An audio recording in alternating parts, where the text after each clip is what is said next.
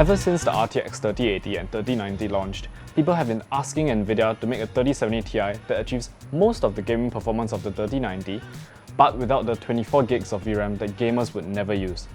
Yesterday, 9 months after the initial Ampere cards were announced, NVIDIA announced the RTX 3080 Ti and 3070 Ti, and on paper, the 3080 Ti promises to have the gaming performance of the 3090, but a much lower MSRP. Hi everybody, I'm Jiacheng, and today, we will review the RTX 3080 Ti and find out how it stacks up against the 3080 and 3090. The RTX 3080 Ti inherits the usual features of the Ampere architecture, with 2nd gen ray tracing support, 2nd gen tensor cores, and so on. Specs-wise, the 3080 Ti is a lot more like the 3090 than the 3080. It features 80 SMs, just 2 less than the 82 SMs in the 3090, and about 18% more than the 68 SMs in the 3080. Similarly, the memory subsystem consists of the full 384-bit bus, with each GDDR6X chip running at 19 gigabits per second out of the box. This makes the memory bandwidth of the 3080 Ti basically match that of the 3090, while being about 20% higher than the 3080. This also means that the 3080 Ti has 12 gigs of VRAM, up from the 3080's 10 gig, but still half of the 3090's 24 gigs. In essence, the 3080 Ti is just a 3090, but with half the VRAM. For our review today, we have the ASUS ROG Strix RTX 3080 Ti OC Edition. The outer packaging and inner box both feature the same design as the existing RTX 3000 series cards, just now with the RTX 3080 Ti name. For accessories, you get the same info packet, a ruler on a keychain, and some ROG branded hook and loop strips. Physically, the Strix 3080 Ti is also the same as the previous Strix cards, with a huge heatsink and a black-grey shroud and some pretty aggressive styling. There's also a nice metal backplate with a cutout towards the tip for some flow-through cooling. For today, we have a stripped-down set of just 4 benchmarks, but as you will see shortly, that's all that's needed to understand where the 3080 Ti lands.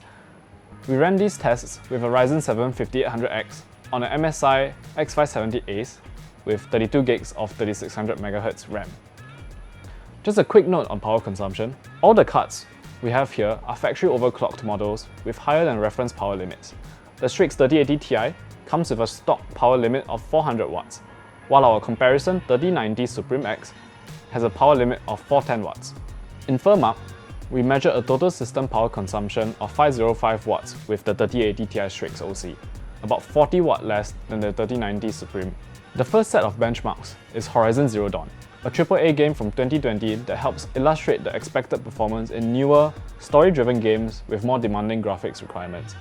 And just as the specs alluded to, the 3080 Ti performs basically identical to the 3090, averaging just 2 FPS lower at 4K and matching the 3090 at 1440p. Next, we have Rainbow Six Siege, a competitive shooter that gives us an idea of the GPU's performance in esports titles with higher FPS. With the settings at Ultra, the RTX 3080 Ti performed just 3% behind the 3090 in both 1440p and 4K. Next up, we have a ray tracing test in Cyberpunk 2077. In this game, we use the ray tracing Ultra preset, but with DLSS set to performance setting, which sets the internal resolution to a quarter the display resolution. So with a display resolution of 4K, the game renders at 1080p and upscales it. With these settings, the 3080 Ti is once again 2% behind the 3090 at 4K. At 1440p, the difference is less than 1%. For a quick production benchmark, we use the Blender benchmark with Blender version 2.92. These GPUs are so quick for rendering, the numbers are admittedly too small to see a difference. While in this benchmark there was no discernible difference, we do expect a big difference if the workload is able to use more VRAM than the 3080 Ti's 12 gigs. And there we have it. With just 4 benchmarks, it's already pretty clear how the 3080 Ti performs. Just like a 3090. The 3080 Ti offers the very best in gaming currently, just like the 3090 does, except without having to pay for the extra 12 gigs of VRAM that gamers would never use. With that, the 3080 Ti is the true gaming king of the GeForce lineup, while the 3090 can be safely regarded as a Titan class card, just without the Titan name. In terms of pricing, we are expecting the 3080 Ti to split the difference between the 3080 and 3090. We will have a second video releasing tomorrow covering this card, as well as a second card from MSI. We will also have the official Singapore pricing of these cards. So get subscribed or just check back tomorrow at 9 PM. See you!